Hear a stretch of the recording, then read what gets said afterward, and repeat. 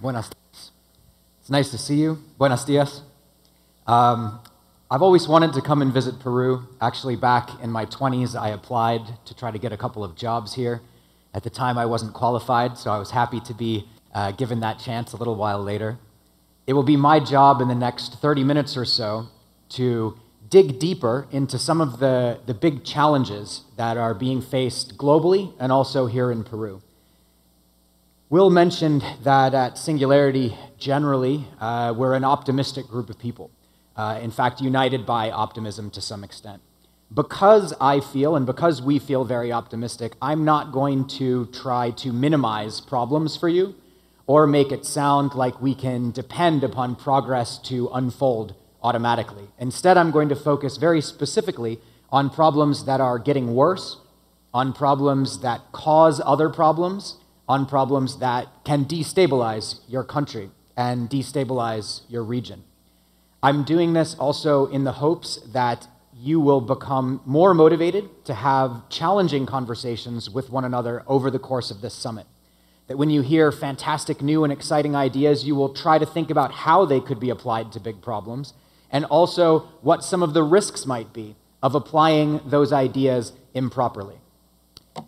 One of the things that I've started to do is collect quotations that look like this. This one's going back about 60 years.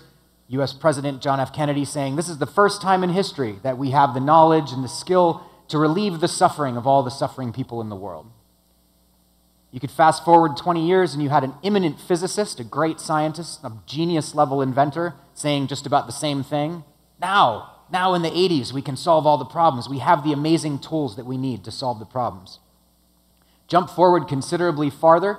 You have a gentleman in charge of about $30 billion, directly influencing how nearly 100 different countries run their governments, saying again the same thing. Like only just in 2014 did we become capable of solving hunger or sanitation issues. I like the optimism in these quotes. I do think that we have extraordinary power at our fingertips, but we have still not become experts in distributing the progress and the technologies that we develop. Because we could be living in beautiful cities like this. Our artists, our architects, our designers, they keep imagining them for us.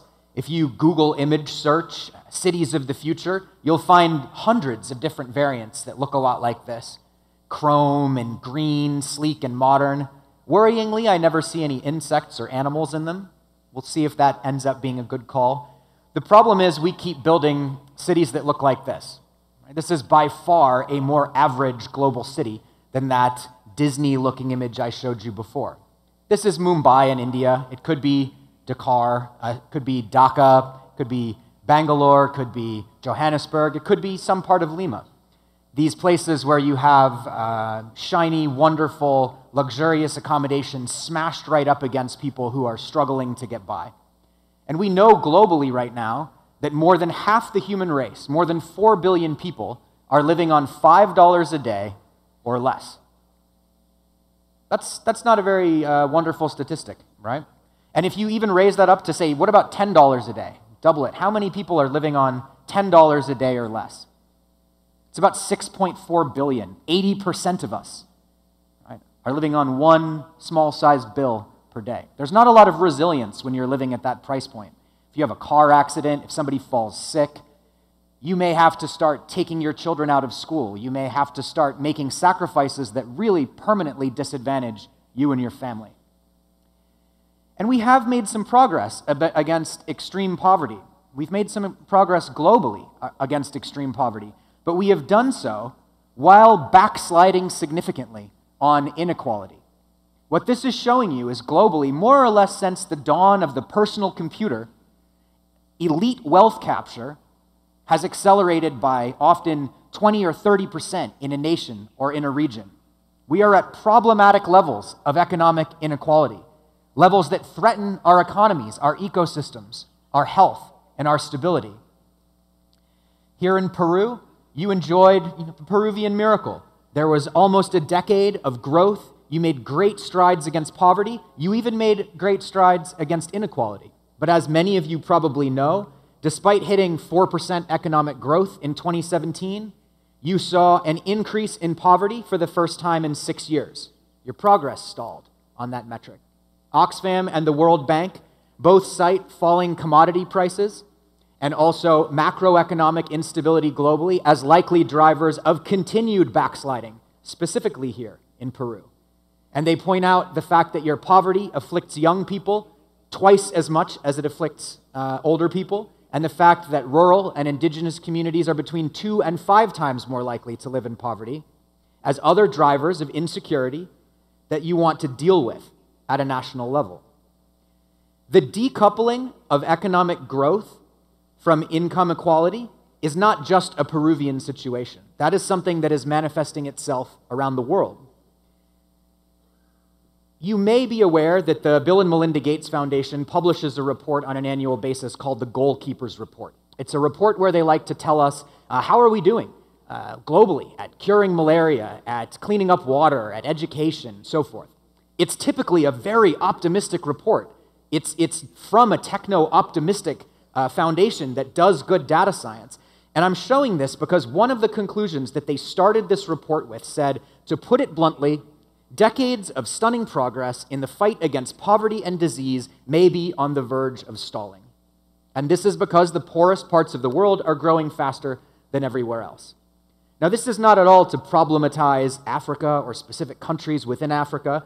The fascinating thing is a lot of the world's fastest growing economies are going to be exactly here. But what we know, what the demographers contributed to this report, is that in the next 30 years, between now and roughly 2050, 1 out of every 2 people born onto the planet will be born into extreme poverty. Extreme, that's below $2 a day. Half the new human beings born on this planet are expected to be born in that strata. So we do start losing ground at a global level. We do start losing even stability at that level. This is something that we need to figure out how to address. And it is some of the suggestions about how to address that I'll get to after sharing with you a few more problems. The first, though, is to take a moment and just acknowledge that inequality is not just a passing inconvenience. It's not something that we can brush off as motivating the people who are lower. It is not a necessary outcome of competition. Inequality correlates with crime and violence, with stress, with bad health, with shorter lifespans. We also know that everything associated with the with the environment, gets worse when inequality is higher.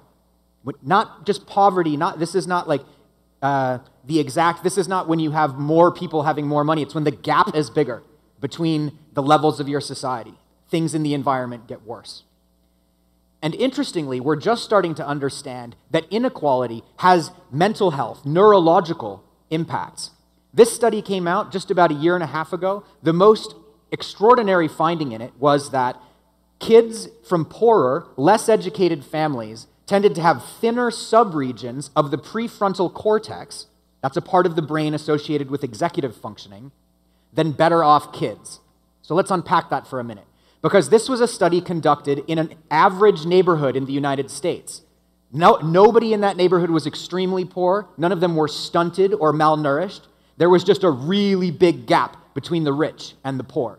That's all. And they found that that gap was enough to change the way that the brains were developing of the poorer children, to disadvantage them in a way that could be a lifelong disadvantage.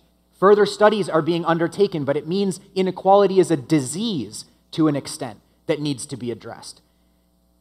It also means that some of the exciting economic potential solutions that people are thinking about to poverty might be public health interventions. They might be mental health interventions. That means you could have a very unlikely partnership between a Ministry of Social Development and a Ministry of Health.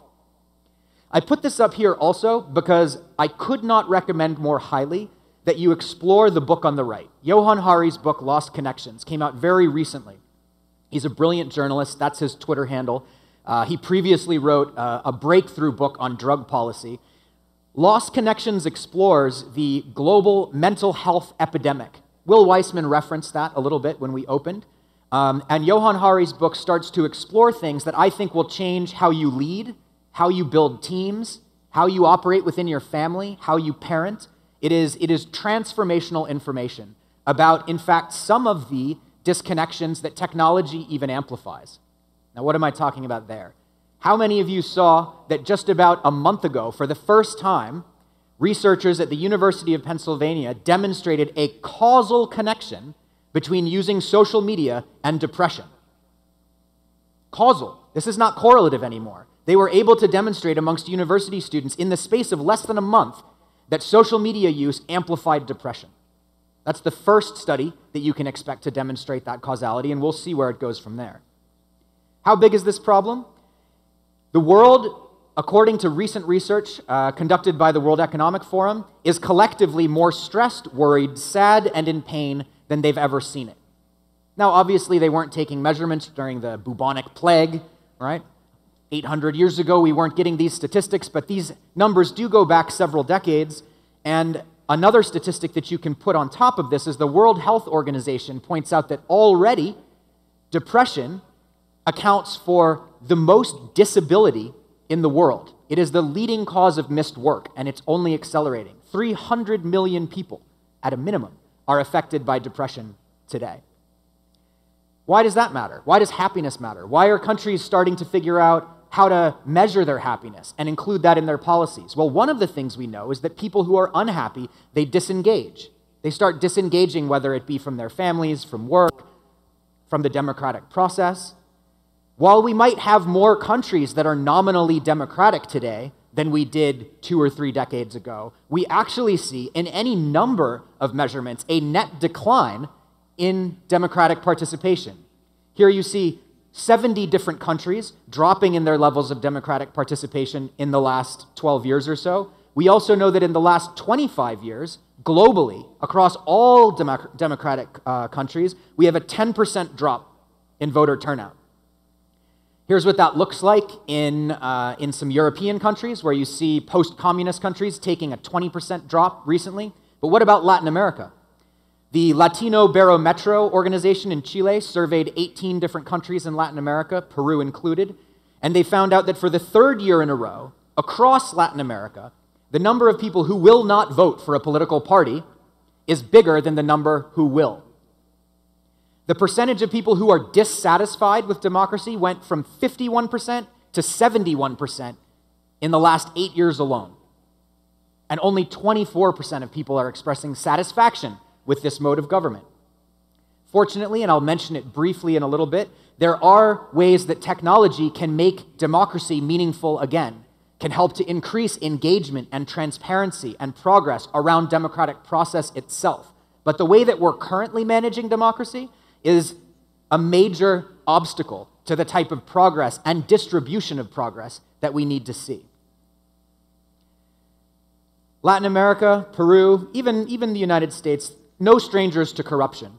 But here's another place where we thought we were making headway, where it seemed like maybe because of technology or maybe just because of economic growth, this was just going to keep going our way.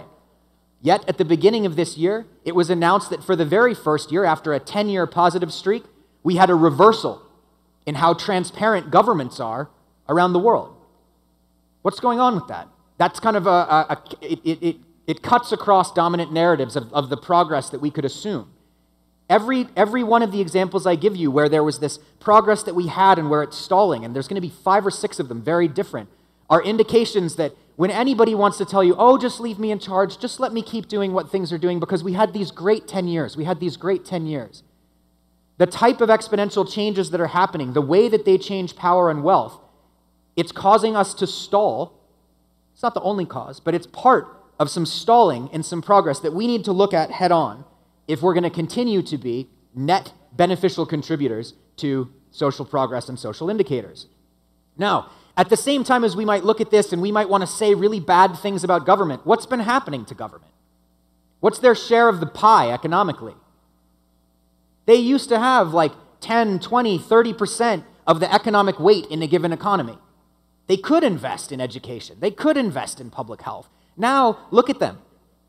Low single digits worth of the actual total economy within those countries, many of them now in debt. What happens when a government is cash-strapped like this? Where do they cut corners? What does that do for democratic participation, for confidence in government? What incentives do they have to make crooked deals? And who looks after the environment when it's not the government? What have we baked into the business models that we use that ensures the planet will be looked after? Largely nothing. We have depended on big conservation efforts by like a Ministry of the Environment, on national parks, on having policing mechanisms for those, while at the same time shrinking our ability to do it. And we know also, we've been talking about this idea of inequality being correlated to environmental harm. When you have an indigenous people, when you have First Nations people who are statistically far less economically advantaged, the role that they could play in protecting your environment, in ensuring that your environment is well used, is sorely compromised. And that's before they start being assassinated, right? You need to look after those communities and those places that can look after the environment when the government's ability to do so is compromised. And how do you do that?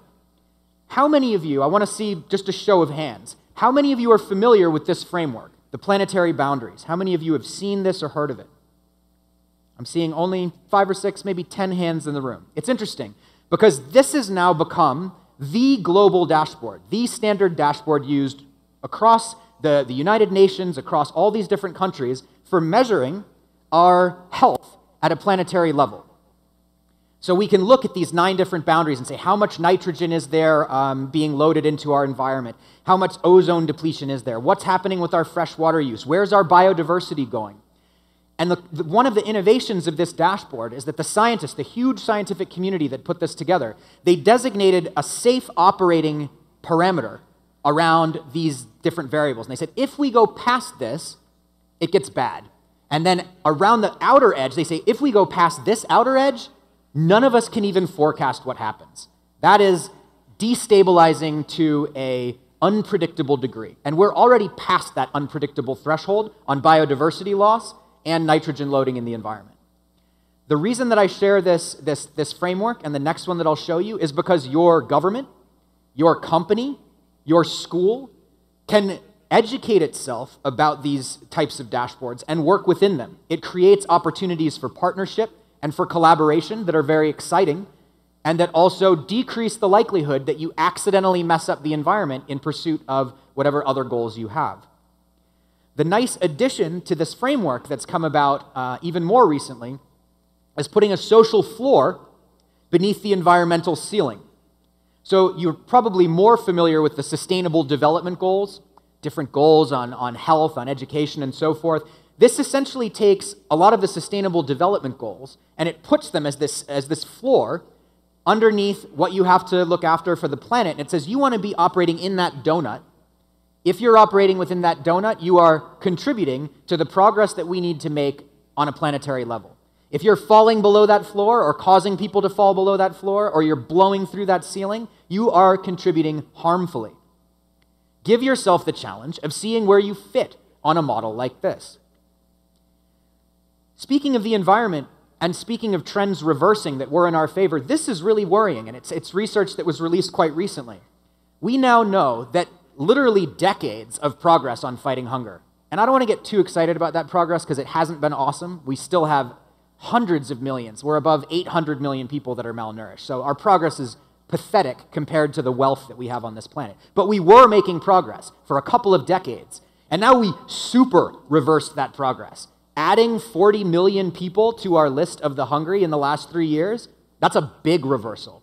And it is credited almost entirely to extreme weather, which is credited almost entirely to climate change, which isn't planning on slowing down. So this trend, just dealing with the hunger that comes from weather, is something that we need to get very real about. And this is called out as being specifically threatening in Latin America. This is something that the Food and Agriculture Organization has said will impact your region in particular, also sub-Saharan Africa, but here. And what goes on when this happens? Another world record that we keep setting year after year, right alongside highest temperatures ever, is most displaced people ever. Even during the height of World War II, we did not have 68.5 million people displaced. No, this is the first time in history we ever had that many people homeless, out, away from wherever they were meaning to be. This is not the kind of record that we want to set. A month ago, I was in Somaliland, in the Horn of Africa, working with a number of organizations, trying to figure out how do we resource this conflict-affected area, this drought-stricken area, where people are forced to move around because of the weather and because of conflict. Last week, I was in the Bekaa Valley in Lebanon, 7 kilometers from the border with Syria. Lebanon is a nation of 4.5 million people. They've taken in 1.5 million refugees. That's almost 30% of their population worth of refugees, all taken in more or less since 2011. And they're stable. Meanwhile, wealthy countries like the United States panic and deploy violence against a small number of families going after their borders. We need to start taking a close look at the countries that are proving that they can accommodate these surges of displaced people and learn what they're teaching us, because this is the kind of issue that is coming down the pike, both because of climate and because of other forms of instability. 2 more curveballs before we kind of change our tack here. We learned recently that everything we thought we knew about urbanization was highly inaccurate. Now, how many of you, let's see a show of hands again, how many of you have heard the forecast that by 2050, 70% of the world's population will live in cities? How many of you have heard that? By 2050, 70% of us will live in cities. Okay, way more hands on this one, maybe 50 of you. So that's been the dominant forecast for decades. Well, at least 2 decades. And you'll hear it again and again and again. And I've still heard it, I don't know, 30 times in the last 3 months, and it's not even remotely correct anymore. Those figures came from an era when we allowed urbanization statistics to be determined by each government. So the government defined the word urban, they defined how dense it was, they determined the research methodology, who would collect that information, how, from whom, with what auditing, and they decided when and with what frequency they wanted to release that information. So how useful was that information? It was pretty lousy. Why? Because now we've compared it to something that exponential technologies made possible. Using new satellites, geospatial imaging, and machine learning algorithms, we've applied a single definition of urban density to the whole planet all at once. Comparing both like where you can see that there are structures, what type of structures those are, at what density. Now we know that the planet, 84% of the population is already urbanized. That's shocking. We're 14% ahead of where we thought we'd be in 32 years. I don't understand why this isn't front page news. I don't understand why this isn't changing the way that we think about even being in cities. I suspect that we're going to start to introduce a concept like peak urbanization. Say maybe we urbanized more than we wanted to. Maybe we urbanized more than is optimal. We keep making cities that we can't take care of, trashing the area around the cities, abandoning areas that we know we need to protect, making them easier to pillage and destroy at an industrial level. By the way, where's Peru in this? Peru's already 80% urbanized. Africa is already 80% urbanized. Africa, probably many of you are still thinking Africa would be like rural and villages. 80% urbanized. Asia is at 84%, right? And one last thing here. Against this backdrop, wars are actually on the rebound. There are twice as many civil conflicts today as there were in 2001. Twice as many. And according to the Red Cross, they're far more complicated. The wars right now, roughly half of these wars involve between 3 and 9 different parties. 20% of them involve more than 10. And they tend to be non-state actors. With the increased complexity of these conflicts comes increased permanence of these conflicts. So, that's all pretty grim so far, right? Poverty, inequality, overloaded areas, unhappiness, planetary disarray, rising complex crime wars. Where's technology in all this? For the first time in history, we have the technology to end all the... Where's technology in this? Why are we failing to deliver on technology's promise? When you ask that question in your head, you might blame human beings. You might say, we're sinful, we're greedy, we're selfish. You might blame governments. You might blame power. Power corrupts. Governments are no good. You might blame companies. They're rapacious and predatory.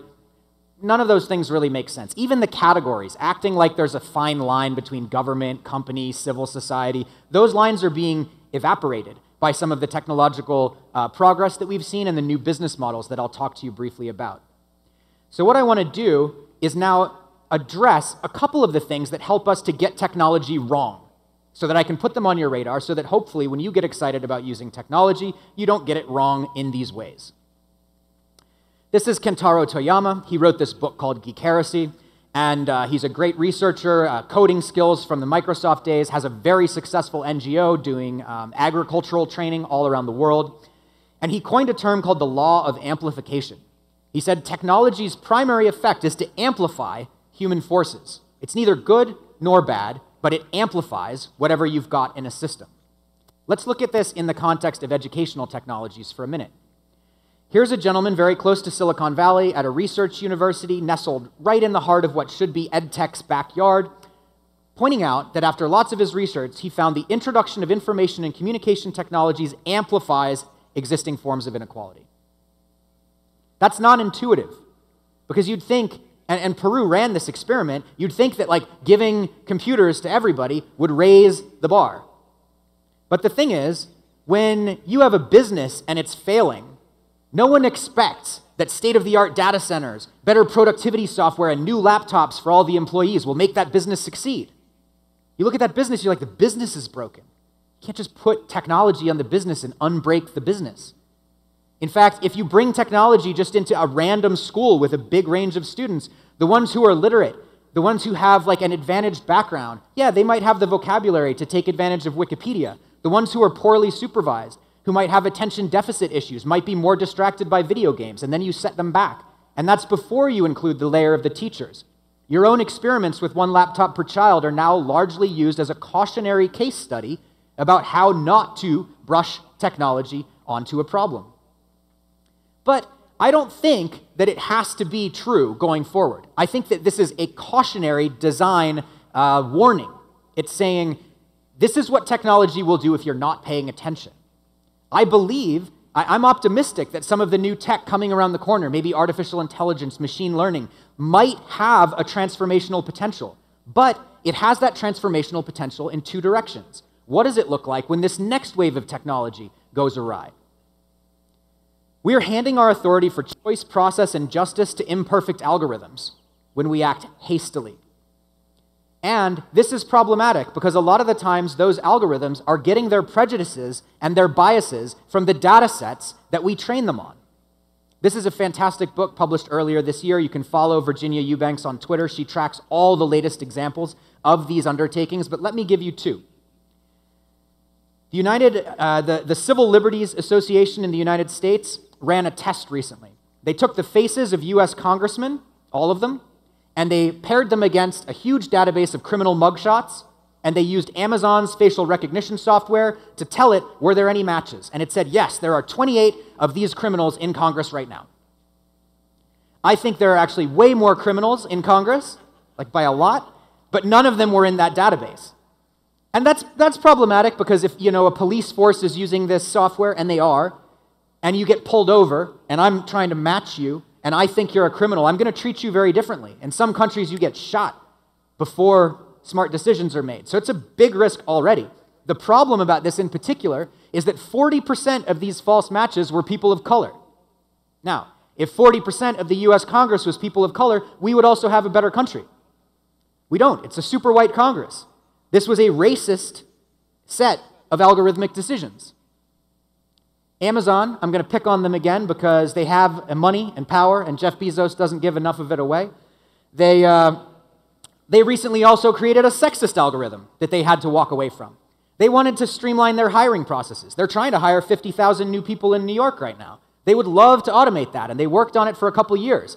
But their algorithm kept giving them sexist recommendations. It kept recommending guys. It's because they trained it on the 10 years worth of resumes that had ever been submitted to Amazon, which were more than 80% male, and the algorithm got so hooked on these markers of masculine resumes that even when they tried to scratch them out one by one, the things they thought the algorithm was doing, they couldn't get it to recommend them women candidates. It was a problem with the data set, so they gave up, them with all their money. There's light at the end of the tunnel, though, and this is going to tie in a little bit to what David was talking about. In the next 10 years, I like this quote. This is a gentleman, part of one of these unicorns, a cryptocurrency startup. He said, in the next 10 years, we'll learn more about governance than we did in the last 100 years. I think this is very true. And I think our challenge is to make the we in this sentence, that subject, inclusive of your nation, inclusive of women and the youth and the indigenous, inclusive of every layer. Because when Fred's talking about it, it could just be the group of cryptocurrency programmers that he knows. What's happening in this sector is also related to what David was talking about before. We're hitting this point on the curve where progress is jumping up so fast that our ability to keep up with it is sorely challenged. And how did that express itself in the market? He was sharing with you this, that the US market shows you that your relevance, your period of relevance in the market is shrinking. Even if you're really successful, you'll probably just enjoy a decade. And we have these companies lasting just a couple years. Nobody is forecasting a reversal of this trend. Everybody is saying, no, maybe the average lifespan of a company is going to start to be 3 years, 2 years, 3 months, 2 weeks. Does it make sense to keep building the same type of company? When that's the case, do you still have a board? Do you still have shareholders in the way that you used to? Are there things that you would automate that we're not automating now? How do you be transparent so that people are willing to jump in with you when you don't have a period to earn trust because you're only executing for 3 months? These are some of the governance decisions that are being normed also within the crypto space, where they're publishing their white papers, where a Slack channel is the boardroom. Because of that, I think looking forward, some of the most exciting innovations are actually in how we structure businesses. I'm going to put up a couple examples of structures and processes without going into them deeply. These are things that I encourage you to explore, especially the 50 students who are here and folks that are still in their active education. These are all examples of new business structures. They're not C corporations, they're not benefit corporations, they're not nonprofits, and they're specifically being accelerated by these technological layers that people can leverage. Platform cooperatives are digital cooperatives that are entirely owned and operated by the people that use them. So instead of, it would be like the drivers of Uber own and operate the platform. Purpose trusts are trying to cut against these compressing periods of operation by creating eternal trust mechanisms built around purposes that look after why they want to exist and the people that work there. There's a lot of experiments in building commonses in Ecuador, in Europe, that can be quite relevant for your country. Environmental personhood is an absolutely revolutionary new legal structure that is giving forests, mountains, rivers, the same rights as a human being has. When we gave legal personhood to companies, they went on a growth spurt like nothing else. If you give legal personhood to a river and you start to flow some of your corporate revenues towards it because you put it on the board, what is it going to do? Is it going to buy its riverbanks? Is it going to buy its floodplains? Buy its brother? Buy its sister? Mutual credit systems are a new way of empowering small and medium-scale enterprises. Local, hyper-local currencies are enabled by blockchain-type interventions. Have a look in these areas because they're some of the things you can do to find permanence when the market is churning so fast you can't keep up. At the same time, we have processes that change how all of this works. Principal constraints I'll talk to you about in a minute. I mentioned there are some things that help to reinvigorate democracy. Participatory budgeting and liquid democracy are among them. Some of the best experiments in this have been run just in neighboring countries of yours. Argentina were real thought leaders in liquid democracy. Inclusive tech and social health metrics help you to measure the health of how people are communicating in your organization, which increases participation, which increases the likelihood that you spot key concepts and ideas and succeed. A quick tour through the principled idea. This is changing how public money gets spent. The entire UN, the Gates Foundation, UNICEF, USAID, they all back these principles. And critically, what this means is basically tens of billions or hundreds of billions of dollars will only flow towards technologies that solve problems that are open source. So that idea that you can invent something, patent it, profit from it, move into another country and repeat makes less and less sense in an era where the curve is going up so fast. So UNICEF and these guys, they won't even invest in you anymore if you won't allow your solution to immediately be shared all around the world. They have a fund that's doing just that. It doesn't give investors a return. It caters to investors that want to build public goods. Here's an example of one of those. They invested in a blockchain startup that tracks all of the statistics that come out of a school, attendance, grades, and so forth. It's helping to save teachers tens of thousands of hours across South Africa. If you like the look of it, you can copy and paste it into Peru. Just work with that team. It's not even licensed. You just get to use it. It's now new public infrastructure. And it's not just UNICEF and the likes.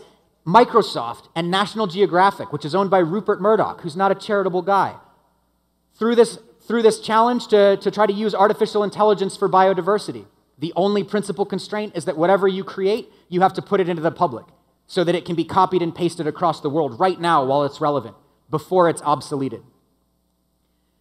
You can follow the Creative Commons as well to see other key victories in this arena. They just knocked over the US Department of Education. Now everyone coming out of the US Department of Education, from now on, all of their educational resources are going to be open educational resources, like Wikipedia. They don't have to pay for their textbooks anymore. And they're transparently, meritocratically updated in real time. That's going to create a culture shift that starts to percolate out into business, into other industries. You can apply that to your government. Bulgaria did. They created an Electronic Governance Act that says all software developed for the government has to be developed open in open repositories in open source. That cuts corruption right out of an area where procurement was pretty dodgy all around the world. One of the definitions of insanity that's most frequently cited is doing the same thing again and again and expecting different results. My challenge to you is to realize that if your approach is just to brush technology on, if you change the technology and you're brushing a different technology on, you may still be doing the same thing. You haven't changed your approach just by slightly tweaking the power of the tool in your hand. So explore some of the different structures and processes that enable you to be a different type of problem solver, the type of problem solver that isn't making things worse, and continuing to design these cities that we simply cannot be proud of. I hope you will challenge one another to try to create this more equitable system with experiments that are transformational, new, and rendered more trustworthy and interesting by exponential technology. Thank you very much for your time.